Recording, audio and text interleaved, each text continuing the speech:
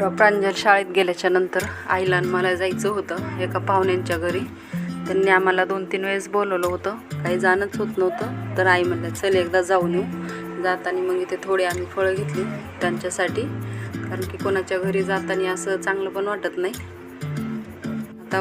आता उन्हाळा सुरू झालेला आहे, मार्च महिन्यामध्येच आता ऊन पडायला लागले.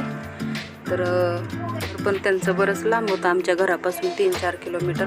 येताना मग त्यांच्या घरातून ॲटो पण भेटत नाही, म्हणून आम्ही ॲटो पण इथूनच ठरवून गेलेलो होतो.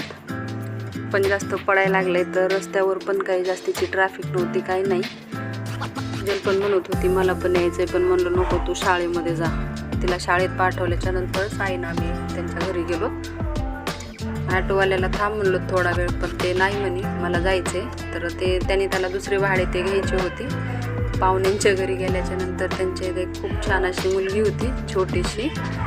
तर ती आम्हाला ना अगोदर बघितलं की रडायलाच लागली. नवीन माणसांना कोणतीही मुलं अशीच रडतात बघून. मग नंतर माझ्याजवळ आली ती. मी तिच्यासोबत असे फोटो काढले, व्हिडिओ काढले. तर मग घरी आल्याच्या नंतर आम्ही असेच येताना मग केळी, चिकू हे असं घेतलं होतं, अंगूर ते टरबूज पण. तर जेवण पण काय करू वाटत नाही दुपारच्या वेळेला. मग आम्ही टरबूज आणि तेच खाल्लं सर्वांनी. तर मी इथेच व्हिडिओ संपते. व्हिडिओ आवडला असेल नक्की लाईक करा, शेअर करा आणि कमेंट करा.